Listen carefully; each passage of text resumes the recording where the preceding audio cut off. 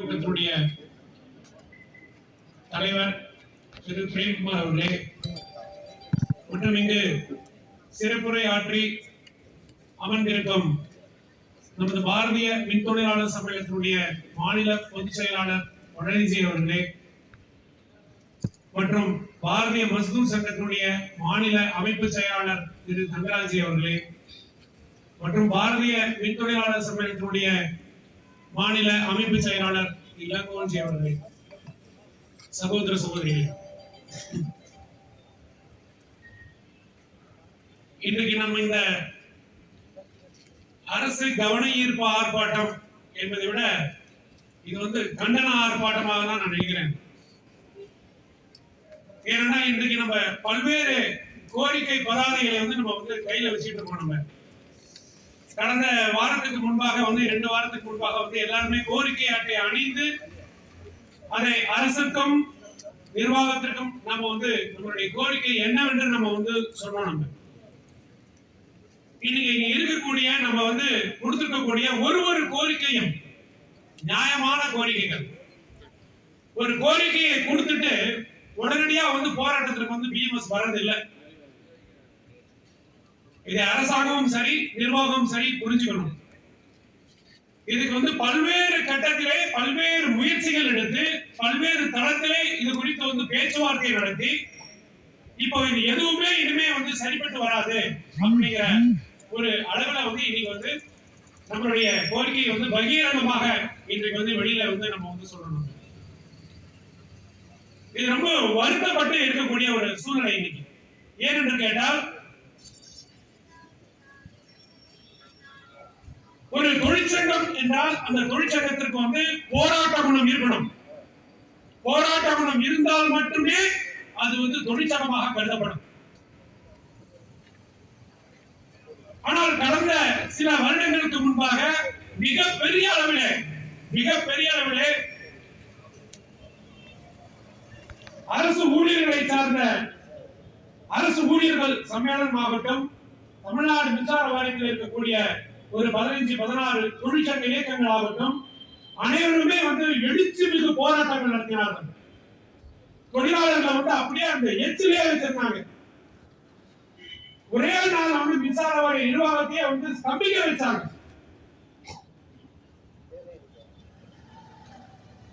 ஆனா இப்போ இவ்வளவு பெரிய கோரிக்கைகள் இருக்கு. நம்ம கண்ணு முன்னால மிகப்பெரிய அநியாயங்கள் இன்னைக்கு நடந்துகிட்டு இருக்கு. தமிழ்நாடு மின்சார வாரிய ஊழியர்களுக்கு மட்டுமில்ல, 10 லட்சத்திற்கும் மேல் இருக்கக்கூடிய தமிழக அரசு ஊழியர்களுக்கும் சேர்த்து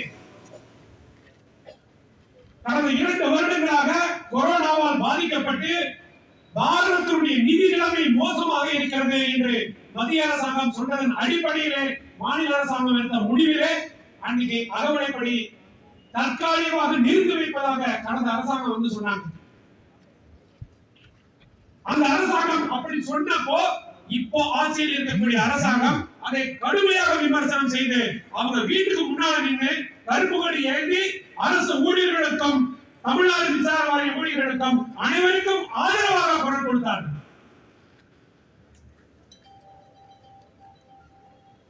ஆனால் இப்பொழுது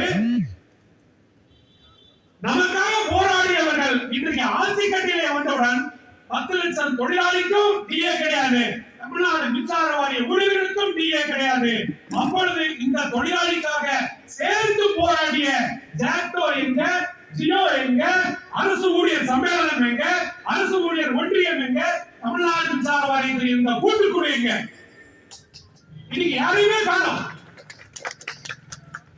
இன்னைக்கு ஒட்டுமொத்த தமிழகத்தில் இருக்கக்கூடிய ஒட்டுமொத்த தொழிலாளர் இனத்திற்கு துரோகம் செய்யக்கூடிய அளவில் இன்னைக்கு தொழிற்சங்க இயக்கங்கள் செயல்பட்டு இருக்காங்க. அதனாலதான் சொல்றேன், இது ஒரு கண்டன ஆர்ப்பாட்டம் என்று.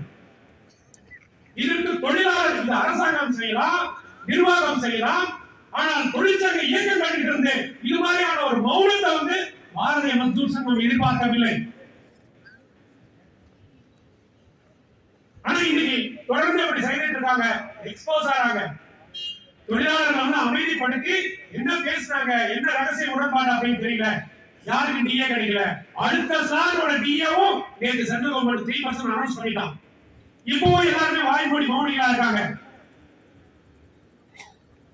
இது டிஎன்எஸ் அலவன்ஸ் மட்டும் தான் இது. ஆனா 2019 வருடத்தில் இருந்து ஊதிய உயர்வு நிலுவையில் இருக்கு தமிழ்நாடு மின்சார வாரிய ஊழியர்களுக்கு. அதற்கு கமிட்டி அமைக்கப்பட்டு பேச்சுவார்த்தை துவங்கப்பட வேண்டும் சட்ட ரீதியாக. ஆனால் இன்னும் துவங்கல. அதற்கு பிறகு இன்னைக்கு வந்து போனஸ் தீபாவளிக்கு ஒரு வாரம் 10 நாளா இருக்கு. இன்னும் போனஸ் பேச்சுவார்த்தை ஃபார்மாலிட்டிக்கு நடத்துவாங்க. அந்த ஃபார்மாலிட்டி கூட இந்த பேச்சுவார்த்தைக்கு கூப்பிடல. இந்த இன்சிடென்ட் எல்லாமே சில விஷயங்களை நீங்க ஒன்றுபடுத்தி பார்க்கணும். பிரச்சனைகள் எதுவுமே நிறைவேற்றப்படவில்லை. எந்த ஒரு தொழிற்சங்கங்களும் அதற்காக குரல் கொடுக்கல. இன்னைக்கு தொடர்ந்து மின்சார வாரிய ஊழியர்கள் புறக்கணிக்கப்படுகிறார்கள்.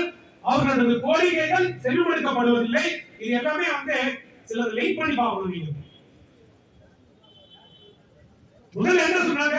முதல்ல ஆன்ஸ்லாட் மின்சார வாரிய ஊழியர்கள் கொடுக்கப்பட்ட ஒரு கணை என்ன அப்படின்னு கேட்டா, சரியாக பராமரிப்பு பணி செய்யவில்லை. பராமரிப்பு பணி என்னன்னா, டிரான்ஸ்ஃபார்மர் மெயின்டெனன்ஸ் எல்லாம் பண்ணல, சரியா பண்ணல. லைன் மெயின்டெனன்ஸ் சரியா பண்ணல. அது என்ன அர்த்தம் அப்படின்னா, நம்மளுடைய வயர்மேன், லைன்மேன், ஃபோர்மேன், ஏஇ இவங்கெல்லாம் யாருமே வேலை செய்யல அப்படின்னாங்க முதல்ல. அது இப்படி பணி. இது அரசியல் ரீதியான தாக்கியது. அதுக்கு நான் போக விரும்பல. ஒரு கட்சி வந்துச்சு அப்படின்னா உடனே ஆளுங்கட்சி எதிர்கட்சி சொல்றோம், எதிர்கட்சி ஆளுங்கட்சி சொல்றோம். நீங்க என்ன வேணா சொல்லிக்கோங்க. நீங்க ஆட்சிக்கு வரும்போது அவங்கள சொல்லுங்க, அவங்க ஆட்சிக்கு வரும்போது உங்களை சொல்லுங்க. ஆனா எங்களையே மையமா வச்சு சொல்றீங்க. நீங்க பராமரிப்பு பணி மேற்கொள்ளவில்லை அப்படின்னா அது மாநிலத்தோட முதலமைச்சர் போய் பார்ப்பாரா? பராமரிப்பு பணி இல்ல மாநிலத்துடைய மின்சாரத்துறை அமைச்சர் போய் பார்ப்பாரா? பராமரிப்பு பணியை பண்ண வேண்டியது யார் அப்படின்னா ஏரியாவில் இருக்கக்கூடிய வயர்மேன், லைன்மேன் தான் பண்ணணும்.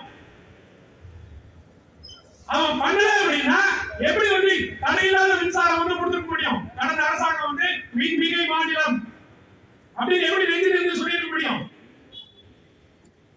அதெல்லாம் ஃபேக்ட். இதெல்லாம் அரசியலுக்காக சொல்லப்பட்டவை கிடையாது. ஆனா வந்த உடனே அரசியலுக்காக முதல் பிளேம் தமிழ்நாடு மின்சார வாரிய ஊழியர்கள் வேலை செய்யல. அடுத்தது அப்படி எல்லாமே கோரிக்கையும் கனெக்ட் பண்ணிக்கோங்க. அடுத்தது விண்ணகம். ஆனா இது மனித உரிமை மீறல் என்கின்ற வகையில போயிட்டு இருக்கு விண்ணகம். அது மாண்புமிகு மின்சாரத்துறை அமைச்சரை கேட்கிறேன், இதை தயவு செய்து மின்னகத்துடைய கான்செப்ட் பிஎம்எஸ் குறை சொல்லல. பொதுமக்களுக்கு சேவை செய்யக்கூடிய ஒரு தன்மை வரவேற்கிறது. மாநில அளவில் இருக்கக்கூடிய அனைத்து பிரச்சனைகளையும் ஒருங்கிணைத்து தொழிலாளிக்கு உடனே சேவை செய்யணும்னு அரசாங்கம் நினைக்கிறாங்க. வரவேற்கிறோம். ஆனா இதை அராஜகமாக இன்னைக்கு என்டையரிட்டி ஆஃப் தமிழ்நாடு மின்சார வாரியமே வேலை எங்க பாக்குறாங்கன்னா மின்னகத்துல பாக்குறாங்க மாதிரி ஆகி போச்சு. நீங்க நமக்கு இவன் சிஎம்டியே நீங்க எங்க வேலை பாக்குறீங்கன்னு கேட்டா தூக்கத்துல மின்னகத்துல வேலை பாக்குறேன் பாரு. அது மாதிரி ஆயிடுச்சு. எல்லாருமே ஒரு மைண்ட் போம்பிங், ஒரு சேவிஷ்னஸ். நீங்க வாரியத்துல இன்னைக்கு மீட்டிங் ரிவ்யூ மீட்டிங் நடக்குது அப்படின்னா மின்னக ரிவ்யூ மீட்டிங் நடக்குது. மின்சாரத்துறை அமைச்சர் வந்தாருன்னா நேரா அங்க கார்ப்பரேட் ஆபீஸ் தான் போறாரு. போர்டு டைரக்டர்ஸ் பாக்குறது கிடையாது. வாரியத்தோட வளர்ச்சியை பாக்குறது கிடையாது. வாரியத்தோட ரெவென்யூ என்னன்னு பாக்குறது கிடையாது. இன்னைக்கு ஜெனரேட்டிங் கெபாசிட்டி என்ன இன்க்ரீஸ் பண்ணலாம் அப்படிங்கறத பத்தி தெரியல இருக்கு. ஆனா அவர் பாக்குறத உடனே மின்னக பாக்குறாரு. இதுக்கு அப்படி என்ன வேலை முக்கியத்துவம் இருக்கு எனக்கு தெரியல. ஆனா சில சந்தேகங்கள் வருது. என்ன சந்தேகம் அப்படின்னா, தமிழ்நாடு டெண்டர் ரூல்ஸ் 2012 இருக்கு. அதனுடைய அமெண்ட்மென்ட் 2018. அந்த டெண்டர் ரூல்ஸ் படி மின்சார வாரியத்தை எங்கேயும் சரி தமிழ்நாட்டில் எங்கேயுமே எந்த நிறுவனத்திலையும் சரி ஒரு ஒப்பந்தம் கொடுக்கணும்னா ஒரு கான்ட்ராக்டருக்கு ஒரு கான்ட்ராக்ட் கொடுக்கணும் அப்படின்னா நீங்க வெப்சைட்ல வரும் சார். அது ஓபன் டெண்டர் வரும். டிரான்ஸ்பரன்சி ரூல்ஸ் அது எல்லாருக்குமே தெரியணும். ஒரு டெண்டர் போறீங்க அப்படின்னா டெண்டர்ல 10 பேர் அப்பாயிண்ட் பண்ணுவாங்க. 10 பேர் கோட் பண்ணுவா. அந்த லோயஸ்ட் எல்லோன்னு என்னவோ அது என்னவோ கோட் பண்ணி செஞ்சு அந்த பிரைஸுக்கு நமக்கு லாபகரமா வந்தா அதை எடுத்து அதை பண்ணுவாங்க. அதான் அதோட ரூல்ஸ். ஆனா இந்த ரூல்ஸ் எதுவுமே மின்னகத்துக்கு ஃபாலோ பண்ணல. மின்னகத்துக்கு அந்த ரூல்ஸ் எதுவுமே கிடையாது. யாரோ அவங்களுக்கு தெரிஞ்சவங்க ரொம்ப வேண்டியவங்க அவங்களை கொண்டாந்து உட்கார வச்சாங்க. உட்கார வச்சு டக்குன்னு ஒரு 350 பேர் அப்பாயின்ட் பண்ணி கம்ப்ளீட்டா அவங்க கண்ட்ரோல்ல தான் சார் இன்னைக்கு தமிழ்நாடு மின்சார வாரியமே இருக்கு. ரொம்ப வேதனையோட சொல்றேன் நான். அந்த 150 பேர் கண்ட்ரோல்ல தான் இன்னைக்கு மின்சார வாரியம் இருக்கு. ஒரு புரோட்டோகால் கிடையாது. ஒரு புரோட்டோகால் நீ சீஃப் இன்ஜினியர் கிட்ட டைரக்டர் கிட்ட வந்து நீங்க பேச முடியுமா? ஒரு தொழிற்சங்க தலைவர் நீங்க பேச முடியுமா? பேச முடியாது. ஆனா மின்னணு இருக்கக்கூடிய ஒரு கான்ட்ராக்டர் அவர் கூப்பிட்டு கேள்வி கேட்பான். எங்க போது புரோட்டோகால்? இந்த தைரியம் வந்து இந்த அதிகாரம் வந்து அவங்களுக்கு கொடுக்க வேண்டிய அவசியம் என்ன? இது வந்து it's a $1 million question. It's a $1 million question. இது வெறுமா வந்து பொதுமக்களுக்கு சேவை என்றால் முதல்ல வரவேற்கிறது பாரதிய மருத்துவ சங்கம். ஆனா இதுல உள்நோக்கத்தோடு செயல்படக்கூடிய விஷயம் அப்படிங்கிற மாதிரி சந்தேகம் வந்தாலே சரி, இந்த இடத்துல இல்ல, இந்த 100 இடத்துல மைக்க போட்டு பேசுவாங்க. அது என்ன சந்தேகம் அப்படிங்கறத நான் சொல்றேன். மின்னகம் ஆரம்பிச்ச நாள்ல இருந்து கரெக்டா என்ன நடந்துட்டு இருக்கு அப்படின்னா, பொதுமக்களுக்கும் மின்சார வாரிய ஊழியர்களுக்கும் பொறியாளர்களுக்கும் இடையே இருக்கக்கூடிய அந்த கேப் அதிகமாயிட்டே இருக்கு. பொதுமக்களுக்கு விரோதிகளாக மின்வாரிய ஊழியர்களையும் பொறியாளர்களையும் அப்படியே மாத்துறாங்க, கொஞ்சம் கொஞ்சமா மாத்துறாங்க. ஏன் சார் மாத்துறோம்? அப்படி சந்தேகமா இருக்கு எனக்கு. நான் கேட்கிறேன், பதில் சொல்லட்டவங்க. சந்தேகமா இருக்கு எனக்கு. ஏன் வந்து இத்தனை வருஷம், இத்தனை ஆண்டு காலம் உண்மையாக வேண்டாச்சு, உண்மையாக இன்கிரிமெண்ட் கொடுத்து நம்ம எல்லாம் பெருமைப்படுத்தினாங்க. 25 வருஷம் வந்து அப்படி கேட்ட சர்வே பண்ணவங்களுக்கு இன்கிரிமெண்ட் கொடுத்தாங்க. பெரிய வரலாறு இருக்கக்கூடிய ஒரு மின்சார வாரிய நிறுவனம் இது. இந்த நிறுவனத்தில் வந்து ஃபீஸ் ஆஃப் கால் அப்படிங்கிறது இப்பதான் பாக்குறோம். நம்ம ஃபீஸ் ஆஃப் கால் இப்பதான் பாக்குறோமா? இல்ல பொதுமக்கள் இப்பதான் சர்வீஸ் பண்றோமா? ஒவ்வொரு கிராமத்தில் இருக்கக்கூடிய வயர்மேன் லைன்மேன் தான் கிங். அவருக்கு தெரியாம கிராமத்திலே அது நடக்காது. ஆனா இன்னைக்கு என்ன ஆச்சு அப்படின்னா, அது கம்ப்ளீட்டா வந்து பொதுமக்களுக்கு வந்து ஏதோ மின்சார வாரிய ஊழியர்கள்லாம் விரோதிங்க மாதிரி பண்ணி கம்ப்ளைண்ட் பண்ண வைக்கிறாங்க. எப்படி பண்ண வைக்கிறாங்க? ஒரு டிரான்ஸ்ஃபார்மர் வந்து ஃபியூஸ் போயிடுச்சு. நல்லா கேட்டுவாங்க. ஒரு டிரான்ஸ்ஃபார்மர் ஃபியூஸ் போயிடுச்சு. அந்த டிரான்ஸ்ஃபார்மர் ரிலேட்டடா இருக்கக்கூடிய 100 வீடு, குறைந்தபட்சம் 100 வீடுக்கு வந்து கரண்ட் கட் ஆகும். 100 வீட்டுல கரண்ட் கட் ஆனோடனே அதுல வந்து ஒரு 50 வீடாவது என்ன பண்ணுவான் அப்படின்னா, மின்னலுக்கு வந்து போன் பண்ணுவான். எனக்கு கரண்ட் இல்லைன்னு தான் சொல்லுவான். இவ்வளவு நேரம் எனக்கு கரண்ட் இல்ல. ஈபி ஆபீஸ்ல போன் பண்ணா வருவாங்க, எனக்கு கரண்ட் இல்லைங்கிறான். அப்ப நீங்க கொடுக்கக்கூடிய கால் இங்க ரெஜிஸ்டர் ஆகுது. ஒரு கம்ப்ளைண்ட் டிரான்ஸ்ஃபார்மர் ஃபியூஸ், அவ்வளவுதான். இங்க 50 கம்ப்ளைண்ட் ரெஜிஸ்டர் ஆகுது. நம்மால வந்து சாதாரணமா போய் உடனே ஃபீஸ் எடுத்து போட்டு ஒரு அரை மணி நேரத்துக்குள்ள வந்து லைன் கொடுத்துவாங்க, கரண்ட் கொடுத்துவாங்க. அரை மணி நேரத்துல வந்து 100 வீடுகளுக்கு லைன் இருந்துரும். ஆனா இங்க 50 இடத்துல வந்து கம்ப்ளைண்ட் கொடுத்தாங்கல்ல, அந்த 50 கம்ப்ளைண்ட்டும் அப்படியே வந்து உங்க பிரிவோட மேல அப்படியே இருக்கும். கம்ப்ளைண்ட் மாறாது. இவங்க என்னன்னா இந்த கம்ப்ளைண்ட் திரும்பி கொடுத்து அதை சரி பண்ணி அவங்ககிட்ட வந்து இன்டர்வியூ எடுக்கணும். வாய்ஸ் ரெக்கார்டு, அவன் ரெக்கார்டு எடுத்து அவன் குடும்பத்தோட அவன் போட்டோ எடுத்து அவன் வீட்டுல லைட் எல்லாம் பார்த்து அது வெப்சைட் அப்லோட் பண்ணானா இங்க இருக்கிற என்ன பண்ணுவாங்க, கால் க்ளோஸ் பண்ணுவாங்க. அப்படி கால் க்ளோஸ் ஆகவே என்ன தெரியுமா இருக்கும், அந்த மாச கடைசியில அந்த இன்ஜினியர் வந்து சஸ்பெண்ட் பண்ணும். அந்த இன்ஜினியர் வந்து சஸ்பென்ஷன் இமிடியேட்டா. அவன் சஸ்பெண்ட் பண்ணா எஸ்சி பண்ணிப்பாரு. உடனே எஸ்சி வந்து அவருக்கு மெமோ கொடுத்துருவாரு. அவர் தப்பு இருக்கு. எஸ்சி மெமோ கொடுத்துட்டா சி வந்து அவருக்கு மெமோ கொடுத்துருவாரு. அப்போ நம்ம பொறியாளர்களே சரி, அலுவலர்களே சரி, நம்மளே வந்து ஒருத்தரை மாத்தி ஒருத்தர் வந்து பனிஷ் பண்ணிக்கிறதுக்கு தூண்டி விட்டு பிரிச்சாடுறாங்க. எதுக்கு தெரியல, சர்வீஸ் பண்ணணும், அவ்வளவுதான். பண்ணலைன்னா பண்ணாதவங்க நடவடிக்கை எடுக்கணும். ஆனா இதை வந்து ஒரு மாயா கிரியேட் பண்ணி இதுதான் வேலை அப்படிங்கிற மாதிரி பண்ணி இன்னைக்கு தமிழ்நாடு மின்சார வாரியத்துல வேதனையோடு சொல்கின்றேன், டெவலப்மெண்ட் ஆக்டிவிட்டிஸ் எல்லாமே நின்று போச்சு, கம்ப்ளீட்டா நின்று போச்சு. இது நம்ம கோரிக்கையோட லிங்க் பண்ணிப்போம். அர்த்தம் நான் சொல்றது அர்த்தம் பண்ணுங்க, கடைசியில உங்களுக்கு தெரியும். அடுத்தது கடந்த அரசாங்கம் என்ன பண்ணாங்க அப்படின்னா, டெவலப்மெண்ட் ஆக்டிவிட்டிஸ் கீழே போகணும், கொண்டு போகணும். ஏன் டெவலப்மெண்ட் ஆக்டிவிட்டிஸ் அப்படின்னா, மத்திய அரசாங்கம் ஆக்சிலரேட்டட் பவர் டெவலப்மெண்ட் ப்ரோக்ராம், அத மாத்தி IPDS integrated power development programme அப்படிங்கிற அடிப்படையில் வந்து கோடிக்கணக்கான ரூபாய் வந்து இன்ஃப்ராஸ்ட்ரக்சர் டெவலப்மென்ட்க்கு வந்து இந்த மாநிலத்துக்கு கொடுக்குறாங்க. அதோட அடிப்படையில் வந்து கீழே டெவலப்மெண்ட் ஆக்டிவிட்டிஸ் பண்ணணும், எக்ஸ்டென்ஷன் போறது, புது இடத்துல சர்வீஸ் கொண்டு போறது, இதெல்லாமே பண்ணணும். இதெல்லாம் பண்ணணும் அப்படின்னா அங்க வந்து மெட்டீரியல்ஸ் கீழே வாங்கணும். அதுக்கு அதிகாரம் சிஇஓட அதிகாரம், எஸ்சிஓட அதிகாரம், டிஇஓட அதிகாரம், ஏடிஓட அதிகாரம் சொல்லி அதிகாரம் கொடுத்து வச்சிருக்காங்க. டெண்டர் போட் பண்றதுக்கு, செலவு பண்ணிக்கிறதுக்கு. இப்ப என்ன ஆச்சு அப்படின்னா அந்த அதிகாரம் கம்ப்ளீட்டா சி கிட்ட இருந்தது, எஸ் கிட்ட இருந்தது, டி கிட்ட இருந்தது, ஏ கிட்ட இருந்தது, ஏ கிட்ட இருந்தது, எல்லாத்தையும் கொண்டு வந்து இங்க சென்னைக்கு வச்சுக்கிட்டாங்க. எதுக்கு? உனக்கு நம்ம வருமானம் போய் ஃபீஸ் இது வாங்குவாங்க கம்பி, அந்த கம்பி வாங்கணும்னா கூட இங்க இருந்தா கம்பி உங்களுக்கு வரும். ஒரு கிராஸ் ஆரம் வாங்கணும்னா கூட இங்க இருந்தா கிராஸ் ஆரம் வாங்கணும். எப்படி சார் நடக்கும்? வேலை எப்படி சார் நடக்கும்? தமிழகம் முழுவதுமே வந்து இன்னைக்கு முடிஞ்சு போயிருக்கு. ஆனா இன்னைக்கு மழை காலம் வந்திருக்கு, எங்கிட்ட வந்து இத்தனாயிரம் கம்பம் போல் இருக்கு, இவ்வளவு தளவாடங்கள் இருக்கு அப்படின்னு அரசாங்க தரப்பில் வந்து இன்டர்வியூ கொடுக்குறாங்க. எப்படி கொடுக்குறாங்கன்னு எனக்கு தெரியல. அப்ப உங்களுடைய செயல்பாடுகள் முடக்கப்பட்டு விட்டன. பொதுமக்களிலிருந்து நீங்கள் பிரிக்கப்படுகிறீர்கள். பொதுமக்கள் உங்களை கண்டா அவர்ஷன், உங்களுக்காக அவன் எக்ஸ்டென்ஷன் கேட்பான். சார் எக்ஸ்டென்ஷன் சர்வீஸ் கொடுக்கணும், 4 போல் போட்டு ஒரு சர்வீஸ் கொடுக்கணும், இம்ப்ரூவ்மெண்ட் எஸ்டிமேட் போடணும். உங்களுக்கு மெட்டீரியல்ஸ் கிடையாது, போட முடியாது. ஸ்டோர்ல ஒண்ணுமே கிடையாது, போட முடியாது. டிலே ஆகும். 3 டேஸ் மீட்டர் வேணும், மீட்டர் இல்ல, சப்ளை இல்ல, கொடுக்க முடியாது, சர்வீஸ் கொடுக்க முடியாது. அப்போ அவன் நியூ சர்வீஸ் கேட்பான், உடனே கொடுக்கணும்னு ஆர்டர், ஆனா கொடுக்க முடியாது, மெட்டீரியல் கிடையாது. அப்ப அவன் என்ன பண்ணுவான்? உடனே மின்னலுக்கு கம்ப்ளைண்ட் பண்ணுவான், மின்னலுக்கு கம்ப்ளைண்ட் பண்ணுவான். உனக்கு எந்த விதமான அதிகாரமும் கொடுக்கல, உனக்கு எந்த மெட்டீரியல் நீ வாங்க முடியாது, நீ எந்த வேலையும் பண்ண முடியாது, உன் மேல வந்து ஃபீஸ் ஆஃப் கால் பார்க்கறது மட்டும்தான். ஆனா உன் மேல கம்ப்ளைண்ட் இருந்து ஏறிக்கிட்டே இருக்கும். புரிஞ்சுதா? அப்போ இப்ப புரிஞ்சுதா? அப்ப பொதுமக்கள் கிட்ட இருந்தும் சரி, கம்ப்ளீட்டா வந்து மின்சார வாரிய ஊழியர்கள் ஒருத்தரவும் சரி, எல்லாரையுமே பிரிச்சு விட்டு கம்ப்ளீட்டா பிரிச்சு விட்டு இன்னைக்கு மாண்புமிகு மின்சார சொல்றாங்க 1,56,000 கோடி ரூபாய் இன்னைக்கு வந்து கடல்ல இருக்கு, மின்சாரம் நிதிச்சுமையில இருக்கு.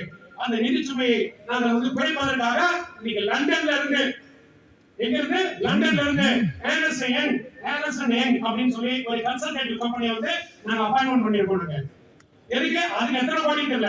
இதுக்கு முன்னால வந்து அந்த கவர்மெண்ட் வந்து ஒரு 150 கோடி 200 கோடி கொடுத்து ஒரு டீம் அப்பாயின்ட் பண்ணி அவங்க எல்லாம் ஒரு 30 நாள்ல போடணும்னு சொல்லிட்டு அது பண்ணாங்க. அதுக்கு கொடுத்த கோடி தான் போச்சு. அதுக்கு முன்னாலே போச்சு. எனக்கு விவரம் தெரிஞ்சு, எனக்கு என்னோட நாலேஜ் படி இதே ஏஎன்எஸ்என் வந்து முதல்ல சிபிசி அவங்க சேர்மனா இருக்கும்போது அவங்களே வந்து ஒருத்தர் வந்து ஃபுல்லா எல்லாம் அனலைஸ் பண்ணிட்டு ஒரு ரசீது வசூல் பண்றதுக்கு இத்தனை ரூபாய் செலவாகுது, அந்த செலவை குறைய அப்படிங்கிற மாதிரி அவங்க ரிப்போர்ட் எழுதி கொடுத்துட்டு அந்த 4,500 ரிப்போர்ட் அதை எழுதி கொடுத்துட்டு போயிட்டாங்க. அதான் இடைக்கு போட்டாங்க என்னன்னு தெரியல. இப்ப அதே கம்பெனி திரும்பி இன்னைக்கு வருதா இருக்கு. இன்னைக்கு வந்து பண்றோம் எதுக்கு? நஷ்டத்தை குறைக்கிறதுக்கு. நஷ்டத்தை குறைக்கிறதுக்கு நாங்க வந்து கணக்கு போடுறோம். இனிமேதான் என்று நிர்வாக தரப்புல வந்து சொல்றாங்க. அரசாங்கம் அந்த கொள்கையை முடிவெடுக்கிறாங்க. நஷ்டத்தை குறைங்க. பாரதிய மஸ்தூர் சங்கம் உங்களுக்கு கோஆபரேட் பண்ணும். தமிழ்நாடு மின்சார வாரியத்தை காப்பாற்றணும் அப்படிங்கிற முயற்சியில் இருக்கக்கூடிய நாங்க கண்டிப்பா உங்களுக்கு கோஆபரேட் பண்றாங்க. ஆனா செயல்பாடு எப்படி இருக்கு? செயல்பாடு எப்படி இருக்கு? நஷ்டத்தை குறைக்கிற மாதிரி இருக்கா செயல்பாடு? அது இல்ல அப்படிங்கறத நமக்கு வேதனையா இருக்கு, பயமாவும் இருக்கு. ஏனென்றால் இன்னைக்கு வந்து மத்திய அரசாங்கம் மின்சார திருத்த சட்டம் 2021 வரக்கூடிய பாராளுமன்ற செஷன்ல கொண்டு வருவாங்க. போன செஷன்ல வந்து அது பிரசன்ட் பண்ணிட்டாங்க. இந்த செஷன்ல அது கொண்டு வருவாங்க. அது கொண்டு வந்துட்டாங்க அப்படின்னா separation of carrier and content அப்படிங்கிற அடிப்படையில இங்கு தனியார் கம்பெனிகளும் வந்து மின்சாரத்தை கொள்முதல் செய்து விநியோகம் செய்யக்கூடிய அந்த பிசினஸ் வந்து ஆரம்பிப்பாங்க. அதை யாராலும் தடுக்க முடியாது. அப்ப இன்னொரு பிரைவேட் கம்பெனி வந்து நமக்கு எதிராக இங்க பிசினஸ் செய்யக்கூடிய அளவில இங்க தளம் அமைக்கப்படுகிறதோ என்கின்ற சந்தேகம் வலுவா இருக்கு. அதுக்கு தான் இது பண்றாங்களா அப்படிங்கிற சந்தேகம் இன்னைக்கு வந்து பாரதிய மஸ்தூர் சங்கத்துக்கு வருது. ஏன்னா நம்மளோட செயல்பாடு இல்ல, பொதுமக்களுக்கு சர்வீஸ் பண்ண முடியல, எல்லாரும் அதிருப்தியில் இருக்காங்க. நமக்கு வந்து டிஏ கிடையாது, நமக்கு எந்த விதமான நம்மளுடைய சலுகைகள் எல்லாமே கொஞ்சம் கொஞ்சமா வந்து கட்டளை பண்றாங்க. நம்ம கிட்ட என்ன எஜுகேட் பண்றாங்க? 1,59,000 கோடி கடன், 1,59,000 கோடி கடன், இந்த வேலை செய், இந்த வேலை செய், இந்த வேலை செய். இதுல ஆள் கிடையாது, ஃபியூஸ் ஆஃப் கால் பார்க்கறதுக்கு ஆள் கிடையாது, டிசி பண்றதுக்கு ஆள் கிடையாது, ரீடிங் எடுக்கிறதுக்கு ஆள் கிடையாது, இதெல்லாம் சூப்பர்வைஸ் பண்றதுக்கு ஆள் கிடையாது, பணத்தை வசூல் பண்றதுக்கு ஆள் கிடையாது, எதுக்குமே ஆள் கிடையாது. ஆனா எல்லாமே செய், எல்லாமே செய். அப்ப பொதுமக்களுக்கு அந்த சர்வீஸ் கொடுக்க முடியாது. நம்மளால அவங்க ஒரு அதிருப்தி கிரியேட் ஆகும். அதிருப்தி கிரியேட் ஆகும். அதே சமயத்துல இங்க ஒரு தனியார் கம்பெனி வரும், அதான் நினைச்சுவாங்க இப்போ ஒரு தனியார் கம்பெனி வந்து அவன் பிசினஸ் ஆரம்பிப்பான். அப்ப அவனுடைய பிசினஸ் வந்து சக்சஸ்ஃபுல்லா பண்றதுக்கு உண்டான தளம் இங்க அமைக்கப்படுகிறதா அப்படிங்கிற சந்தேகம் இன்னைக்கு பாரதிய தொழிலாளர்களுக்கு இருக்கு. ஏன்னா இதுக்கு அரசாங்கம் சரி நிர்வாகம் சரி நமக்கு வந்து பதில் கொடுக்க வேண்டும். ஏன்னா எல்லா ப்ரொமோஷனும் ஸ்டாப் பண்ணிருக்காங்க, பதவி ஒரு எல்லாமே ஸ்டாப் பண்ணிருக்காங்க, எந்த விதமான காரணமும் இல்ல. குரூஷியல் டேட் அந்தந்த பதவிக்கு உண்டான குரூஷியல் டேட்ல பதவி கொடுக்கணும், அந்தந்த குரூஷியல் கொடுக்க வேண்டிய பதவி அப்படியே ஸ்டாப் பண்ணிருக்காங்க. எதுவுமே காரணம் சொல்ல மாட்டேங்கிறாங்க, எல்லாருமே கைவிடுறாங்க. நடுவில் திடீர்னு என்ன பண்ணாங்க அப்படி எல்லாருமே ரிக்வெஸ்ட் ஆன்சர் கொடுத்திருந்தாங்க. ரிக்வெஸ்ட் ஆன்சர் ரூல்ஸ் பண்றது இல்லையா? ரிக்வெஸ்ட் ஆன்சர்னா இந்த ரூல் நீங்க 1-1 அப்ளை பண்ணணும், 1-7 அப்ளை பண்ணணும், நீங்க வந்து அதுக்கு வெயிட் பண்ணணும், சீனியர் படி உங்களுக்கு ட்ரான்ஸ்ஃபர் வந்து நீங்க கேட்ட இடத்துக்கு வேகன்சி இருந்தா கொடுப்பாங்க இப்படின்னு நான் சொன்னேன் இல்லையா? இப்படின்னு நீங்க யாராவது ஒரு சக தொழிலாளி சொன்னாங்கன்னா உங்களை மேலே பார்த்து என்னமா சிரிச்சுட்டு ஒண்ணுமே தெரியாத இருக்கு, விஷயம் தெரியாத இருக்கு அப்படின்னு போவோம், லூசுன்னு நினைச்சிட்டு போவோம். இல்லப்பா இது தமிழ்நாடு மின்சார வாரியத்துல ரிக்வெஸ்ட் ஆன்சர் ரூல்ஸ் இருக்குப்பா, 95 இருந்து போட்டு கொள்ள அமெண்ட்மெண்ட் எல்லாம் பண்ணி 2018 வரைக்கும் போட்டு ஈவன் வந்து அந்த அட்மினிஸ்ட்ரேட்டிவ் ட்ரான்ஸ்ஃபர் கூட நீங்க வந்து சீஃப் இன்ஜினியர் பர்சன்ட் வந்து நீங்க அப்ரூவல் வாங்காம பண்ணக்கூடாது அப்படிங்கிற மாதிரி எல்லாம் போட்டு வச்சிருக்காங்கப்பா, எல்லாமே இருக்கு அப்படின்னு சொன்னா கூட லூஸ் ஆர்டர் இருக்கு, போப்பா அப்படின்னு. ஏன்னா என் பேரையும் என் டேட்டா பத்தியும் நான் என்னவா வேலை செய்யறேன் அப்படிங்கிற மாதிரி அதை மட்டுமே சொல்லி மேல்படி கொடுத்துட்டா எனக்கு டிரான்ஸ்ஃபர் வரும் அப்படிங்கிற விஷயம் அவனுக்கு தெரியுது, உனக்கு தெரியல. இவருக்கு நான் பார்த்ததே கிடையாது. ஆனா எல்லாமே தெரிஞ்சும் டிரான்ஸ்ஃபர் ரூல் வயலேஷன்னா வயலேஷன் ரிப்போர்ட், வயலேஷன் ரிப்போர்ட். அப்ப நிர்வாகத்தின் மீது தொழிலாளிக்கும் பொறியாளருக்கும் எப்படி நம்பிக்கை வரும்? அப்ப எல்லாருமே என்ன பண்ணுவாங்க அப்படின்னா இந்த மாதிரியான ஒரு பேக்டோர் என்ட்ரில வழிமுறை தவறி எல்லாருமே போகணும் தொழிலாளி நினைப்பான். அப்ப தொழிலாளி அது மாதிரி நினைக்க தூண்டி அது மாதிரி லஞ்சமும் ஊழலும் மின்சார வாரியத்தை அதிகப்படுத்துவதற்குண்டான ஒரு ஏற்பாடு இது மாதிரி முறைகேடு. இதை வன்மையாக கண்டிக்கிறது. கோர்ட்டு 4 கேஸ் வந்து ஸ்ட்ரிக்டா பாஸ் பண்ணிடலாம், கடுமையாக தெரிஞ்சிடலாம். நீ ரிக்வெஸ்ட் ஆன்சர் கொடுத்துட்ட, ஆனா உனக்கு அட்மினிஸ்ட்ரேட்டிவ் ட்ரான்ஸ்ஃபரே கொடுக்காத ஒருத்தர் தூக்கி உங்க இடத்துல போடுவான், உன்னை தூக்கி எங்க வேற எங்கேயா போடுவான், நீ எங்க ரிக்வெஸ்ட் ஆன்சர் கொடுத்து வெயிட் பண்ணிட்டு இருக்க. கேட்டா அவனுக்கு 3 இயர்ஸ் முடிஞ்சு போச்சு.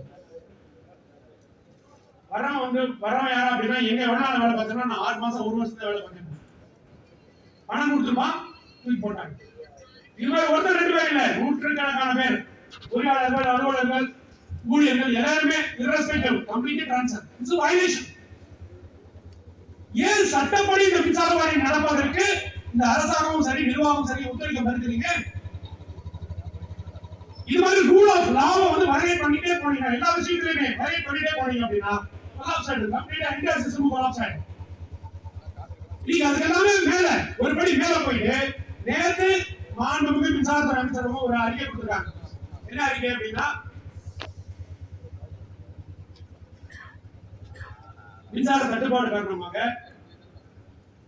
நாங்க வந்து 136 மில்லியன் யூனிட்ஸ் 20 ரூபாய் ரேட், ஒரு யூனிட் 20 ரூபாய், ஒரு யூனிட் 20 ரூபாய் ரேட்டுக்கு 136 மில்லியன் யூனிட்ஸ் வந்து நாங்க வந்து வெளியில இருந்து வெளி மார்க்கெட் வந்து பர்ச்சேஸ் பண்ணிக்கிறோம். அது நான் சொல்லல சார், அமைச்சர் வந்து கொடுத்துட்டார், அறிக்கை இருக்கு, நீங்க எல்லா வெப்சைட்ல போய் பாத்தீங்கன்னா அறிக்கை கொடுத்துட்டார். அறிக்கை மின்சார வாரியத்துல இதுக்கு முன்னாடிலாம் வாங்கியிருக்காங்க, இது வந்து 20 ரூபாய் கரண்ட் வாங்கியிருக்காங்க அப்படிங்கறத வந்து நான் தப்பு சொல்ல. ஆனா இந்த நஷ்டம் எங்க சார் போய் முடியாது? எது சார் உண்மை? நான் கேட்கிறேன், எது உண்மை? நம்மள சாதாரணமா ஒரு பிரச்சனைகள் இன்னைக்கு சாதாரண பிரச்சனைகள் இன்னைக்கு இதுக்கு 6 மாசத்துக்கு முன்னாடி அரசாங்கம் வந்து இது மின்வகை மாநிலம், இது மின்வகை மாநிலம், இது மின்வகை மாநிலம் சொன்னாங்க. ஆனா இப்ப வந்து 6 மாசம் கழிச்சு இப்ப வந்து கரண்டே இல்ல, அவங்க உற்பத்தியே பண்ணல, அவங்க செய்யவே இல்ல, நிர்வாகத்திலே கிடையாது. என்ன சார் அது? ஏற்கனவே 1,59,000 கோடி ரூபாய் கடன், இப்ப திரும்பி இன்னொரு அப்படின்னா நேற்று ஒரே நாள்ல வந்து கிட்டத்தட்ட 100-200 கோடி ரூபாய் கடனா இருக்கு. இப்போ அப்ப டிஏ 50 தானா? ஊதிய உயர்வு 50 தானா? போனஸ் இல்லையா? ஏன்னா போனஸ் வந்து எக்ஸ்பிரேஷா கொடுக்கல, கரண்ட் கொடுக்கல. இதுல என்ன சொல்றாங்க, இல்ல ரொம்ப கஷ்டத்துல இருக்கு, ஈபி கஷ்டத்துல ஓடுது, அதனால வந்து கொடுக்கறது கஷ்டம் சொல்லுவாங்க. ரொம்ப சந்தேகம் அதிகமா இருக்கு. மாநிலத்துக்கு நிதிச்சுமை இருக்கு அப்படின்னா அந்த நிதிச்சுமையை தீர்ப்பதற்கு யோசனை சொல்லணும் அப்படின்னா பாரதிய மசூர் சங்கம் தயாரா இருக்கு. கண்டிப்பா நாங்க ஹெல்ப் பண்ண தயாரா இருக்கோம். ஆனா மாநிலத்துக்கு நிதிச்சுமை அப்படிங்கிற ஒரு காரணத்தை சொல்லிட்டு தொழிலாளர்களை ஒட்டுமொத்த தொழிலாளர் வர்க்கத்தையும் வந்து புறக்கணிக்கணும் அப்படின்னு தமிழக அரசு முடிவு பண்ணா அப்புறம் வேற மாதிரி தான் நம்ம போராடிட்டு இருக்கோம். தொடர்ந்து போராடிட்டு தான் இருக்கோம்.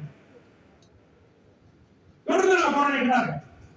ஏன்னா நீங்க வந்து மின்சாரம் அப்படிங்கிற ஒரு விஷயம் வந்து ஒரு மாநிலத்துடைய வளர்ச்சிக்கு மையப்புள்ளி, அதான் பேச. அது தடையில்லாமல் எந்த இடத்துலயும் பிரச்சனை இல்லாம வந்து மின்சாரம் வந்து உங்களால வழங்க முடியும் அப்படின்னா அந்த இடத்துல ஏகப்பட்ட கட்டமைப்புகள் நீங்க பண்ணலாம். பல்வேறு கம்பெனிகள் வந்து அங்க வந்து வியாபாரம் செய்யறதுக்கு வரும். இப்ப இருக்கக்கூடிய படிச்ச இளைஞர்கள் ஆயிரக்கணக்கான பேர் லட்சக்கணக்கான பேருக்கு வேலை வாய்ப்பு உருவாக்கலாம்.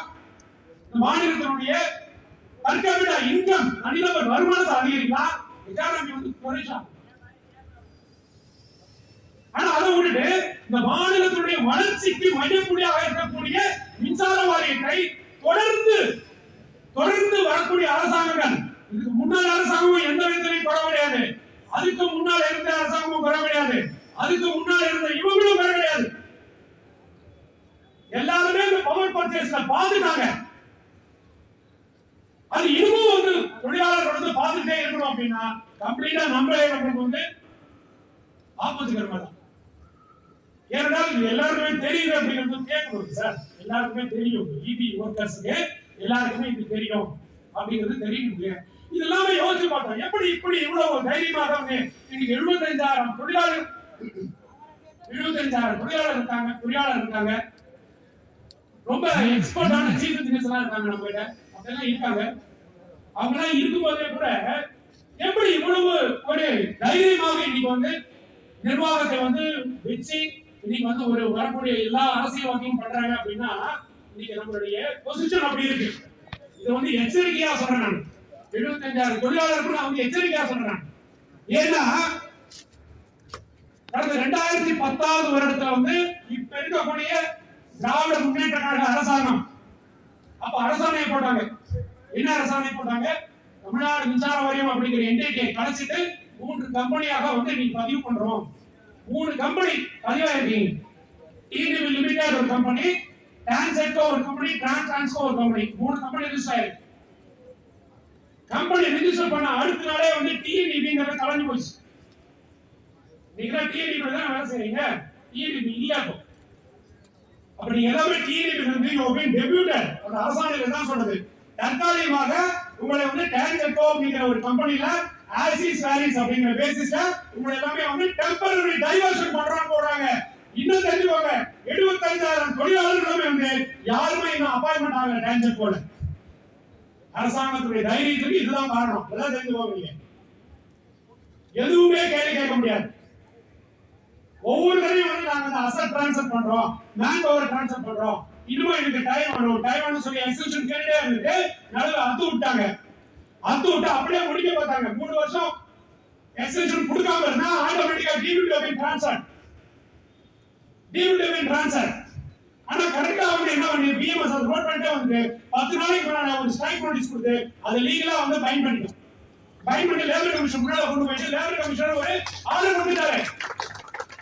2003 சட்டத்தின்படி நீ இன்னுமே வந்து உத்தரவு ஒப்பந்தம் போடாம இருக்கிறது தப்பு, உடனே உத்தரவு ஒப்பந்தம் போடு அப்படின்னு சொல்லிட்டு லெட்டர் கொடுத்துட்டாரு. Advisory letter. அந்த லெட்டரை பேஸ் பண்ணிட்டு உடனடியாக மின்சார வாரியத்திலே அப்ப இருந்த மேனேஜ்மெண்ட் ஒரு கமிட்டி போட்டு அதை டிசைட் பண்ணி எல்லா யூனியனுடைய இதை ஒப்பீனியன் வாங்கி இங்க அப்ரூவ் பண்ணி போர்டு அப்ரூவ் பண்ணி இங்க எனர்ஜி செக்ரட்டரி அனுப்பிச்சிட்டாங்க. அரசாங்கத்துக்கு போயிடுச்சு. போன கவர்மெண்டே போயிடுச்சு. நான் என்ன கேட்கிறேன், போன கவர்மெண்ட் வந்து இத போடல அப்படின்னா அது திமுக அரசாங்கம் வந்து போட்ட ஜீவோ அது எதுக்குன்னா அதிமுக அரசாங்கம் வந்து நான் வந்து அதை வந்து உத்தரவு போடணும், அதனால வந்து நான் போட மாட்டேன் அப்படின்னு கூட முடிவு எடுத்துக்கலாம். அது கூட அரசியல் நியாயம் சொல்லுவாங்க இல்ல, அது இருந்திருக்கலாம். ஆனா நீங்க தானே போட்டீங்க இந்த அரசாணையை. இந்த அரசாணையை போட்டதே நீங்க தானே. நீங்களே அரசாணையை போட்டு இந்த அரசாணையை வந்து நீங்களே அமல்படுத்தாம இருந்தீங்க அப்படின்னா, அமல்படுத்தாம இருந்தாலும் பரவாயில்ல, அமல்படுத்தாம இருந்துட்டு இவ்வளவு வேலை பண்றாங்க கீழே. கம்ப்ளீட்டா டீசலைஸ் பண்றாங்க. கம்ப்ளீட்டா எலக்ட்ரிசிட்டி போர்டே டீசலைஸ் ஆயிட்டு இருக்கு. இப்படி பண்ணீங்கன்னா அதுக்கு என்ன அர்த்தம்? ஏன்னா அரசாணைப்படி ஒப்பந்தம் போட்டாதான் இவங்களுக்கு எல்லாமே செக்யூரிட்டி. என்ன செக்யூரிட்டி? அப்பதான் வந்து உனக்கு மாசம் 1ஆம் தேதி தான் சம்பளம் ரூல். காலையில இருந்து சாயங்காலம் வரைக்கும் உங்களுக்கு டியூட்டி ஹவர்ஸ், உனக்கு bonus, increment, seniority, selection grade, special grade, promotions எல்லாமே ரெகுலேஷன்ஸ், ஸ்டாண்டிங் ஆர்டர் எல்லாமே எப்போ அந்த ஒப்பந்தம் போடல அப்படின்னா முடிஞ்சு போச்சு. அவங்க சுப்பீரியர் என்ன சொல்றாங்களோ அதான் ஆர்டர். இது நல்லது. மகாராஷ்டிரா மின்சார வாரியத்துல இது மாதிரி ஒரு விஷயம் நடந்து நீங்க அவங்க வந்து பெரிய அளவுல கஷ்டப்பட்டாங்க. அதை வீட்டு எடுத்துட்டு வந்து பெரிய அளவுல கஷ்டப்பட்டாங்க. அந்த நிலைமை இன்னைக்கு தமிழ்நாடு மின்சார வாரியத்துக்கு வரக்கூடாது அப்படின்னு சொல்லி டிஎம்எஸ் சொல்லியிருக்கு. ஆனா இன்னைக்கு வந்து தொடர்ந்து இந்த கோரிக்கையை வந்து புறக்கணிச்சுட்டே இருக்காங்க. இது மட்டும் இல்ல, இன்னைக்கு நம்ம கொடுத்த லிஸ்ட் ஆஃப் கோரிக்கைகள் எல்லாத்துலயுமே சரி தொடர்ந்து புறக்கணிக்கப்பட்ட கோரிக்கைகள், தொடர்ந்து நம்மளுடைய தொழிலாளர்களை ஒட்டுமொத்த தொழிலாளர்களை புறக்கணிக்கக்கூடிய கோரிக்கைகள். இது ஏன் இப்படி பண்றாங்க? இது மாதிரி பிரச்சனை அதிகமா நிறைய திடீர்னு என் மாசம் எல்லாரும் விஆர்எஸ் கொடுத்தாங்க. நிறைய பேர் விஆர்எஸ் கொடுத்தாங்க. உடனே அது கூடாது, யாரும் விஆர்எஸ் போக கூடாது. உங்களை இருந்து நான் கட்ட கட்டி உள்ளே வச்சு செய்வேன், நான் யாரும் விஆர்எஸ் போக கூடாதுன்னு சொல்லி அதையும் புரிய வச்சாங்க. நான் ஒண்ணு விட்டு போலாம்னு நினைச்சா கூட விட மாட்டேங்கிறாங்க. நம்ம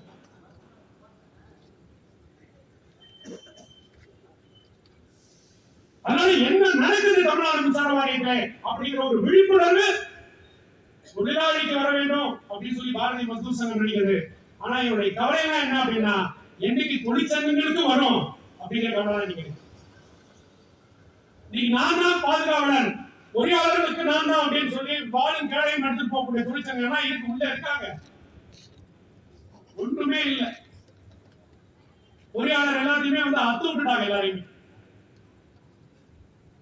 நியாயமா போர்டு ரூல்ஸ் படி சில வேலைகள் செய்யறதா கூட இப்ப பார்த்து செய்ய வேண்டியதா இருக்கு. ஏன்னா இதை வந்து இங்க சொல்லணுமா அப்படின்னு நான் யோசிச்சேன். நானு இங்க சொன்னாதான் நீங்களும் எச்சரிக்கையா இருக்கீங்க. ஏன்னா இது சில பொறியாளர்கள் கேட்டாலும் அவங்களும் அப்படிதான் எச்சரிக்கையா இருப்பாங்க. கரூர்ல ஒரு உதவி செயற்பொறியாளர், வேலை என்னன்னு தெரியாது சார் எனக்கு. கரூர்ல ஒரு மேற்பார்வை பொறியாளர், ஒரு உதவி செயற்பொறியாளர். ஏங்க போன கவர்மெண்ட் வந்து மினிஸ்டர் இருந்தார் விஜய் பாஸ்கர் சொல்லி ஒருத்தர். அவரோட அக்ரிகல்ச்சர் லேண்டுக்கு ஷிஃப்டிங்க்கு அப்ளிகேஷன் கொடுத்திருக்காரு. உங்க ஆபீஸ்க்கு அப்ளிகேஷன் கொடுத்திருக்காரு. நீங்க அக்ரிகல்ச்சர் சர்வீஸ் ஷிஃப்ட் பண்ணி கொடுங்க அப்ளிகேஷன் கொடுத்திருக்காரு. அதை வாங்கி சர்வே பண்ணி ஏரியால அளந்து பார்த்துட்டு ஷிஃப்டிங் ரூல்ஸ்ல வருதா அப்படிங்கறத பார்த்துட்டு அந்த ஏடி என்ன பண்ணாரு, அப்ரூவல் எழுதிருக்காரு. டிஇக்கு டி ஓகே பண்ணி கொடுத்திருக்காரு. எஸ்சி கிட்ட எஸ்சி வந்து அதை அப்ரூவ் கொடுத்திருக்காரு. அதுக்கு முன்னாடி எஸ்டிமேட் பண்ண பணம் எவ்வளவு கட்டணும்னு சொல்லிருக்காங்க. நோட்டீஸ் கொடுத்திருக்காங்க. அவர் நோட்டீஸ் கொடுத்து பணத்தை கட்டிருக்காரு. பணத்தை கட்டியாச்சு. யாரு? முன்னாள் மந்திரி பணத்தை கட்டிட்டாரு. பணத்தை கட்டணும்னு சர்வீஸ் ஷூட் பண்ணிட்டாங்க. இது தப்பா?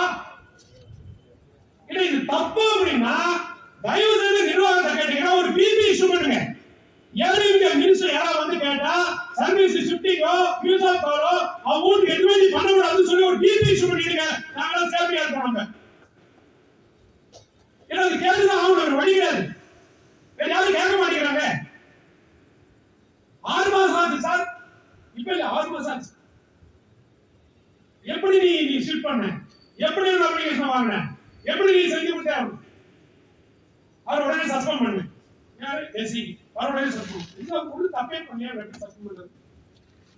தப்பே பண்ணியா சார், அவர் எப்படி சஸ்பெண்ட் பண்றாங்க? இல்ல நீ சஸ்பெண்ட் பண்ணியே ஆகணும்.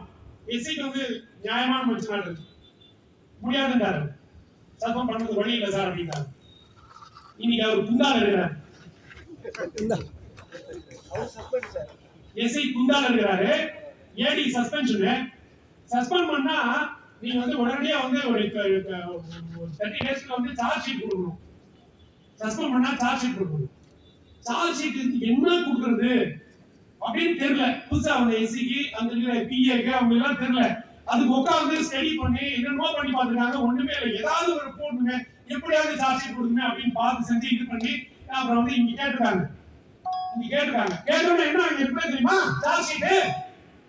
இது எச்சரிக்கையாக சொல்றேன் நான் எல்லாருமே. மின்னல் கம்பெனியில பேஸ் பண்ணி அவன் மேல சார்ஜ் போடு. அது சார்ஜ் போடுறவங்க வந்து ரொம்ப வருத்தமா சொல்லிட்டாங்க. ரொம்ப கஷ்டமா இருக்குங்க வேலை செய்யறதுக்கு. அப்ப மின்னல் கம்பெனியில வச்சா யாரு மேல வேணா சார்ஜ் ஷீட் போடலாம். இத நாம எல்லையார் வேற ஹெல்பர் கூட போடலாம், கேங்மேன் கூட போடுவாங்க. அவன் நம்பருக்கு மேல ஏறி முறை இறங்காது, நீ அங்கே சார்ஜ் ஷீட் போடுவாங்க. அது மாதிரி நடக்கும். இன்னைக்கு யாரும் முன்ன கம்ப்ளைண்ட், நீ கம்ப்ளைண்ட் கொடுத்தா நீ 1/2 மணி நேரத்துல மீட்டர் ரேட்டிங் எடுத்துட்டு 500 யூனிட் வந்து 500 யூனிட் போட்டுருக்காரு. நீயே 2 நாளைக்கு முன்னால போனதர வந்தா இப்பயே வரல, நீ கேள்வி கன்சிடர். அவன் வந்து இல்லையே 2 நாள் லீவ் வந்திருக்கு, இப்பதான் ஒர்க்கிங் டே வந்திருக்கேன், 5 நாள் பண்ண வரணும், நீ வந்திருக்க. நீ 2 நாளைக்கு முன்னாடி நீ வந்தா எனக்கு 500 யூனிட் வந்திருக்கு. கன்சிடர் ஆக கரெக்ட் தான். நமக்கு கொடுக்கப்பட்ட நேரம் அந்த நேரத்துல தான் வர முடியும். ஏன்னா 3வது விட 4வது விட போல ரீடிங் உடனே செக்ஷன் வந்து வேக வேகமா வந்து அடிச்சு பிடிச்சிட்டு வந்து ஆர்எஸ் வராருங்க. ஏன் என்ன பண்ண, நீ என்ன பண்ண, என்ன பண்ண ரீடிங் வந்து போயிடறாங்க அப்படின்னா உண்மையில கம்ப்ளைண்ட் மெட்ராஸ் போய் மெட்ராஸ்ல இருந்து அங்க வெப்சைட்ல ஏத்தி வெப்சைட் மூலமா ஏஐ பார்த்து ஏஐ மைக்ரோட் வந்து உடனே ஆர்எஸ் கண்கள் சேர்த்து ஆர்எஸ் பார்த்து உடனே ஆர்எஸ் பைக் வேகமா வாசல் பிடிக்க வேண்டாம். அது நடிக்க வேண்டாம். என்னடா பண்ண ஒண்ணுமே பண்ண ரீடிங் இந்த அட்டையில எழுதி விட்டுரு என்ன ஆளு அப்படின்னா அந்த 1/2 மணி நேரத்துக்குள்ள இங்க வந்து அங்க வந்து அங்க வந்து அங்க வந்து வேலை செய்யணுமா செய்யக்கூடாதா? இப்ப இந்த கம்ப்ளைண்ட் க்ளோஸ் பண்றதுக்கு அந்த கன்சியூமர் வந்து ஒரு வாய்ஸ் ரெக்கார்ட் பண்ணணும். நீங்க உங்க பேர் என்ன, நீங்க எந்த ரோடு குடிக்கிறீங்க, உங்க மின்னணு உங்க மீட்டர் ரீடிங் இருக்கு அப்படின்னா அவர் வந்து அசஸ் ரொம்ப நல்லா இருக்கு, எனக்கு ரொம்ப திருப்தியான பண்ணி சொல்லுவாரு. அது உடனே வெப்சைட்ல ஏற்றணும். இந்த இடத்துல வச்சுருவாங்க, ஆசிரியருக்கு செலவு வச்சிருவாங்க, தூக்கு போட்டு வச்சிருவாங்க. இந்த இடத்துல எப்படி வேலை செய்ய முடியும்? ஊழியர்கள் எப்படி வேலை செய்ய, என்ன மெசேஜ் வந்து கன்வே பண்ணணும் அப்படின்ட்டு நிர்வாகம் நினைக்கிறேன் அப்படிங்கிறது தெரியணும். டிஎம்எஸ் என்ன மெசேஜ் ஒழுங்கா வேலை செய்யணுமா செய்யணும். மின்சார வாரியத்தினுடைய வளர்ச்சிக்காக வேலை செய்யணுமா செய்யணும். டைம் இல்லாம வேலை செய்யணுமா செய்யணும். ஏன்னா நம்ம எமர்ஜென்சி ஸ்டாஃப் எப்ப கூப்பிட்டாலும் போகணும், எப்ப கூப்பிட்டாலும் ரீடிங், எப்ப கூப்பிட்டாலும் போகணும், எப்ப கூப்பிட்டாலும் வந்துருக்காங்க. எஸ்சிக்கு போன் பண்ணி ராத்திரி 12 மணிக்கெல்லாம் டவுட் கேட்கக்கூடாது, அது தப்பு. இப்ப மின்னேற்றது கேட்கறாங்க, டவுட் கேட்கறாங்க எஸ்சி கிட்ட. இதோட கொடுமை இன்னொன்று என்ன நடக்கும் அப்படின்னா இன்னைக்கு சென்னையில என்ன நடக்கும் அப்படின்னா இது வந்து மேனேஜ்மெண்டோட தப்பா இல்ல முடிவு பண்ணக்கூடிய அரசியல்வாதிகள் இருக்கிற தப்பா இது எல்லாமே வேடிக்கை பார்த்துட்டு இருக்கக்கூடிய தொழிற்சங்கங்கள் தப்பா அப்படிங்கிறது தெரியல. ஏன்னா அதை வந்து இட் இஸ் அண்டர் டிஸ்பியூட். இப்ப நான் ஓபன் பண்ணிடுறேன். நான் சென்னையில இந்த மின்னம் இருக்கு, இதுக்கு முன்னால 1912 சொல்லி ஒரு கால் சென்டர் இருந்தது. அந்த கால் சென்டருக்கு 3 போஸ்ட் சாங்ஷன், ஒரு AD post, 2 AD post, 3 AD post, shift 1, day time 1, general shift 3 AD post sanction இருந்தது. ஓடிட்டு தான் இருந்தது. அதுலயே ஒரு 100 பேர் வந்து ஒர்க் பண்ணிட்டு இருந்தாங்க, 3-4 ஷிஃப்ட் ஒர்க் பண்ணிட்டு இருந்தாங்க. அது நடந்துட்டு இருந்து சாங்ஷன் இருக்கு. இப்ப மின்னம் வந்துருச்சு, ஏசி ரூம் போச்சு, கார்பரேட் பில்டிங்ல ஃபர்ஸ்ட் ஃப்ளோர் வந்துருச்சு. அவங்க எல்லாம் சுத்துற சேரு, புது கம்ப்யூட்டர், எல்லா வசதியோட இருக்காங்க. அவங்களுக்கு சூப்பர்வைசர் அவங்களுக்குள்ள ஒரு ஆள் இருக்காரு, அவர் யாருன்னு தெரியல. அண்டர்லைன் பண்ணிக்கோங்க, அவர் யாருன்னு தெரியல. சூப்பர்வைசர் இருக்காரு. ஆனா இதையும் தாண்டி ஏற்கனவே சாங்ஷன் பண்ண ஒரு ஏடி போஸ்ட், 2 ஏடி போஸ்ட் அப்படியே அங்க இருக்கு. இதையும் தாண்டி இங்க சென்னையில் இருக்கக்கூடிய எல்லா எக்ஸிகியூட்டிவ் இன்ஜினியர்ஸும் வந்து இங்க ஷிஃப்ட் டியூட்டி பாக்குறாங்க. காலையில 6 இருந்து மத்தியானம் வரைக்கும் ஒருத்தர் ஷிஃப்ட், மத்தியானத்துல இருந்து சாயங்காலம் வரைக்கும் ஒருத்தர் ஷிஃப்ட், சாயங்காலத்துல இருந்து நைட் 2 மணி வரைக்கும் இன்னொரு D shift, the executive engineer. இந்த அராஜகத்தை வந்து என்னன்னு சொல்லுது? 30 வருஷம் அந்த மின்சார வாரியத்துக்கு காடு வேலை ஏறி சுத்தி செஞ்சு பண்ணி சர்வீஸ் பண்ண ஒரு எக்ஸ்பீரியன்ஸ்டு எக்ஸிகியூட்டிவ் இன்ஜினியர். இங்க வந்து இந்த கான்ட்ராக்ட் லேபருக்கு வந்து யூஸ் ஆஃப் கால் பாக்குறதுக்கு வந்து அதுக்கு வந்து ஷிஃப்ட் இங்க என்ன சொல்ல வர்றாங்க. தமிழ்நாடு மின்சார வாரியம் ஒரு விஷயம் சொல்லிக்கோங்க. ஆரம்பத்தில் வந்து இந்த மின்சார சட்டம் அமல்படுத்தப்பட்ட பொழுது சென்னையில வந்து டெல்லியில வந்து சென்ட்ரல் எலக்ட்ரிசிட்டி அத்தாரிட்டி வந்து ஒரு மீட்டிங், அந்த மீட்டிங்ல வந்து கலந்துட்டேன். அந்த மீட்டிங்ல வந்து இட் வாஸ் a report. என்ன ரிப்போர்ட் அப்படின்னா Tamil Nadu electricity board should be a model to all the electricity board அப்படிங்கிறது. It was a report. என்ன பேஸ் பண்ணி அப்படின்னா நம்மளோட இன்ஃப்ராஸ்ட்ரக்சர் நம்மளுடைய கட்டமைப்பு, இங்க இருக்கக்கூடிய எக்ஸ்பீரியன்ஸ் இன்ஜினியர்ஸ், இன்டெலெக்ட் இன்ஜினியர்ஸ், இவங்க வந்து அங்க பாராட்டி பேசுறாங்க. இன்னொரு விஷயம் என்ன பாராட்டி பேசுறாங்க அப்படின்னா 99% disconnecting efficiency, 99% of billing efficiency இந்தியாவில இன்னமும் இருக்கு. இக்ரா ரேட்டிங்ல வந்து இன்னைக்கு வந்து பி கிளாஸ் வந்துருச்சு நமக்கு. அப்படி வந்து கூட பர்ஃபார்மன்ஸ்ல வந்து நம்மளுடைய இந்த டிஸ்கனெக்ஷன் இதுவும் பில்லிங் இதுவும் இன்னமும் வந்து சுப்பீரியரா இருக்கு எல்லா எலக்ட்ரிசிட்டி போர்டையும் கம்பேர் பண்ணும்போது. நீங்க அவ்வளவு தூரம் வந்து ஒரு நேம் வாங்கின ஒரு இன்ஜினியர்ஸ் ஃப்ரெட்டர்னிட்டிய இங்க உட்கார்ந்து வந்து இவங்களுக்கு வந்து காவல்கார வைக்கிறது எந்த விதத்துல நியாயம்? நான் வந்து மின்சாரத்துறை அமைச்சர்கிட்டே கேட்கிறேன் டைரக்டா, அவருக்கே நான் கேள்வி இருக்கேன். நீங்க வந்து சேவை செய்யணும்னு நினைக்கிறத நாங்க தப்புன்னு சொல்லல, உடனடியாக வந்து கன்சியூமருக்கு அந்த சேவையை கொண்டு போய் சேர்க்கணுங்கிறத நாங்க தப்பே சொல்லல. ஆனா அது வேற இம்ப்ளிமெண்டேஷன் வந்து எல்லாரையுமே வந்து புண்படுத்துவதாக இருக்கு. இந்த சென்னையில இருக்கக்கூடிய எல்லா அசிஸ்டன்ட் எக்ஸிக்யூட்டிவ் இன்ஜினியர் அடுத்த ஷிஃப்ட் ஒரு ரவுண்ட் அவங்க போனோம், அடுத்த அசிஸ்டன்ட் எக்ஸிக்யூட்டிவ் இன்ஜினியர்ஸ் எல்லாமே ஒரு ரவுண்ட் போகணும், ஷிஃப்டிங் வரும். அப்ப அவங்க வந்து நியாயமா வாரிட்டு அவங்களுக்கு கொடுக்கப்பட்ட பணிகளை வந்து எப்ப செய்வாங்க, அதுக்கு எப்ப ரிப்போர்ட் கொடுப்பாங்க? It's very serious concern. It's very serious concern. ஏன்னா தமிழ்நாடு மின்சார வாரியத்தினுடைய வளர்ச்சியை கட்டுப்படுத்துவதற்கும் கட்டி போடுவதற்கும் இருக்கக்கூடிய ஒரு மிகப்பெரிய சதி அப்படிதான் நான் நினைக்கிறேன். இது ஏதோ பொதுமக்களுக்கு சேவை பண்ணணும் அப்படிங்கிறது மட்டும் கிடையாது. அது மாதிரி நான் பார்க்கல. இதுக்கு வந்து மின்சாரத்துறை அமைச்சர் வந்து ஆன்சர் பண்ணணும், கண்டிப்பா ஆன்சர் பண்ணணும். ஏன்னா உங்ககிட்ட வெளியே சொல்லாம இருக்கலாம், உங்ககிட்ட யாரும் பேசாம இருக்கலாம், பேசுறதுக்கு வந்து பயப்படலாம், உடனே நடவடிக்கை எடுக்கிறீங்களே. தொழிற்சங்கங்கள் பேசாம இருக்கலாம், பேசாம இருக்கிறதுக்கு அவங்களுக்கு 1008 காரணங்கள் இருக்கலாம், அதுக்குள்ள நாங்க போக. ஆனா மின்சார வாரிய வளர்ச்சியை வந்து நாங்க வந்து மையமா வச்சு பார்க்கக்கூடிய நாங்க இந்த விஷயத்தை நாங்க உங்ககிட்ட சொல்லாம இருந்தோம் அப்படின்னா கண்டிப்பாக அது வந்து மின்சார வாரியத்துக்கு செய்யக்கூடிய மிகப்பெரிய துரோகமாக பாரதிய மருத்துவ சங்கம் கருதுகிறது. அதனால வந்து மின்சாரத்துறை அமைச்சருக்கும் சரி, தமிழக அரசுக்கும் சரி, இன்னைக்கு நிர்வாகத்துக்கும் சரி கேட்கிறேன் நான், தொழிலாளர்களோட பிரச்சனைகளை வந்து தயவு செய்து தீர்ப்பதற்குண்டான முயற்சிகளை பண்ணுங்க. நீங்க உடனடியாக வந்து இந்த ஊதிய உயர்வு ஒப்பந்த பேச்சுவார்த்தையை உடனடியாக கவுங்க. போனஸ் வந்து நீங்க அனௌன்ஸ் பண்ண போறீங்க, ஆனா எக்ஸ்கிரேஷியாவோட சேர்ந்து அனௌன்ஸ் பண்ணுங்க. போன வருஷம் எக்ஸ்கிரேஷியாவும் பெண்டிங் இருக்கு, அதை அனௌன்ஸ் பண்ணுங்க. நீங்க கண்டிப்பா அனௌன்ஸ் பண்ணுவீங்கன்னு எதிர்பார்க்கிறேன். இது வந்து மற்ற டிஏ அப்படிங்கிற விஷயத்துல வந்து இது வந்து ஒரு நிறுவனம், லாபம் ஈட்டக்கூடிய நிறுவனம். எங்க லாபம் இருக்கு அப்படி கேக்குறீங்களா? நஷ்டம் தான் நான் சொல்றேன். நாங்க லாபத்துல பாக்குறோம், நாங்க லாபத்துல தான் நிறுவனத்தை நடத்துறோம். ஆனா நஷ்டத்தை வந்து நீங்க கொண்டு போயிட்டு இருக்கீங்க, நீங்க தான் நஷ்டத்தை கொண்டு போயிட்டு இருக்கீங்க. மார்ச் மாசம் இது இந்த மேனேஜ்மெண்ட்டுக்கு சொல்லிக்கிறேன், அமைச்சருக்கு சொல்றேன் நான். சென்ட்ரல்ல வந்து 99% பில்லிங் எஃபிஷியன்சி, டிஸ்கஷன் எஃபிஷியன்சி இருக்கக்கூடிய நாடு தமிழ்நாடு. ஆனா இன்னைக்கு வந்து மார்ச் மாசத்துல ஒரு விஷயம் நடக்குது. என்ன அப்படின்னா பணம் கட்டலைன்னா யாரையும் டிஸ்கனெக்ஷன் பண்ணக்கூடாது, பணம் கட்டாத விட்டு டிஸ்கனெக்ஷன் பண்ணக்கூடாது, வாய்மொழி உத்தரவு. முதல்ல கொரோனா டிஸ்கனெக்ட் பண்ண வேணாம் அப்படிங்கிறது 1 மாசம் விட்டாங்க, 2 மாசம் விட்டாங்க. அதுக்கப்புறம் வந்து எல்லாம் கட்டணும்னு சொல்லி மின்சாரத்துறை அமைச்சரே ஸ்டேட்மெண்ட் விட்டாரு. நல்லா ஞாபகப்படுத்துவாங்க, மின்சாரத்துறை அமைச்சரே ஸ்டேட்மெண்ட் விட்டாரு, கட்டணும்னு சொல்லிட்டாங்க. அதுக்கப்புறம் மின்சாரத்துறை அமைச்சர் இங்க என்ன சொன்னாரு தெரியல, இவங்க என்ன பண்ணாங்க, கூப்பிட்டு கட்டவனா யாரும் கட்டவனா அப்படின்னா யாரும் ஃபியூஸ் கேரேஜ் எடுக்காதீங்க, டிஸ்கனெக்ட் பண்ணாதீங்க.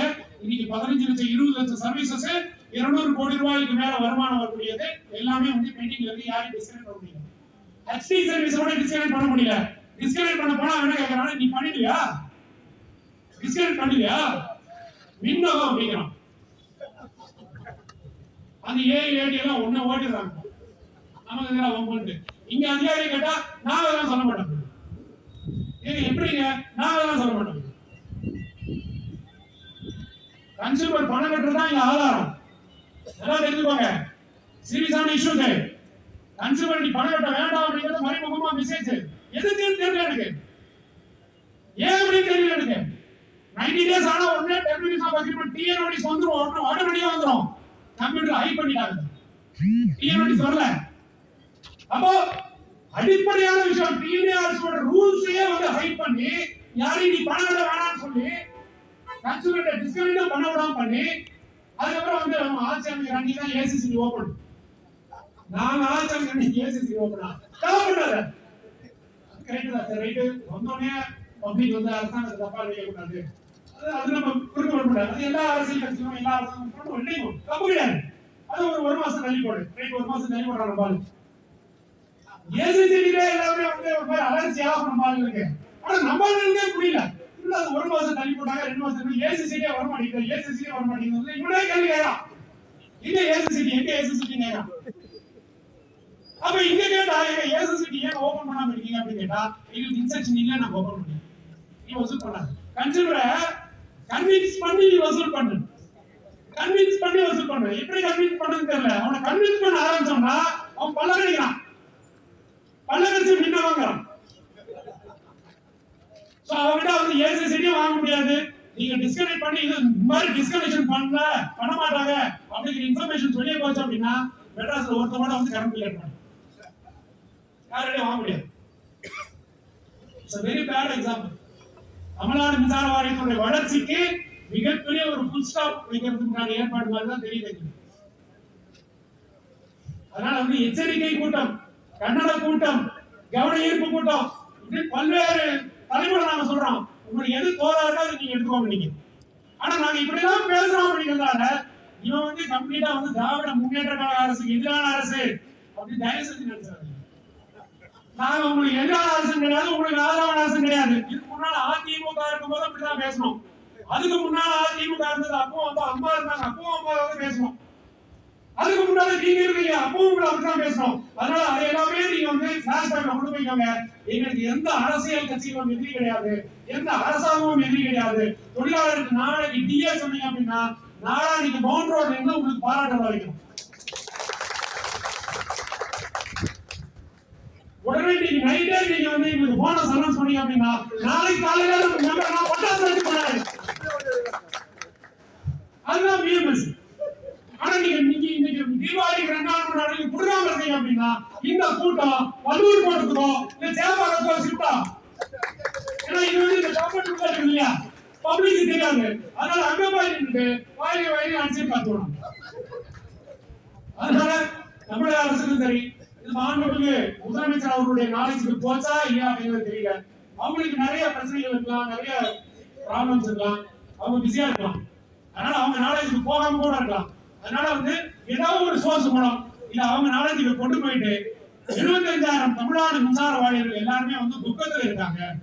75,000 தமிழ்நாடு மின்சார வாரிய ஊழியர்கள், பொறியாளர்கள், அலுவலர்கள் எல்லாருமே வந்து அரசாங்கத்தின் மீது வெறுப்புல இருக்காங்க, பயத்துல இருக்காங்க அப்படிங்கிற மெசேஜ் இந்த கூட்டத்தின் வாயிலாக போக வேண்டும் என்பதுதான் இந்த கூட்டத்தினுடைய நோக்கம் என்று கூறி, இந்த கூட்டத்திற்கு பிறகு கண்டிப்பாக தமிழக மின்சாரத்துறை அமைச்சர் அவர்கள் அவருடைய கோரிக்கைக்கு செவிமடிப்பார்கள் என்கின்ற நம்பிக்கையுடன் நிறைவு செய்கிறேன். நன்றி, வணக்கம். பாரத் மாதா கி ஜெய், பாரத் மாதா கி ஜெய். பாரதிய மஸ்தூர் சங்கம், பாரதிய மஸ்தூர் சங்கம், பாரதிய மின்தொழிலாளர் சம்மேளனம், பாரதிய மின்தொழிலாளர் சம்மேளனம்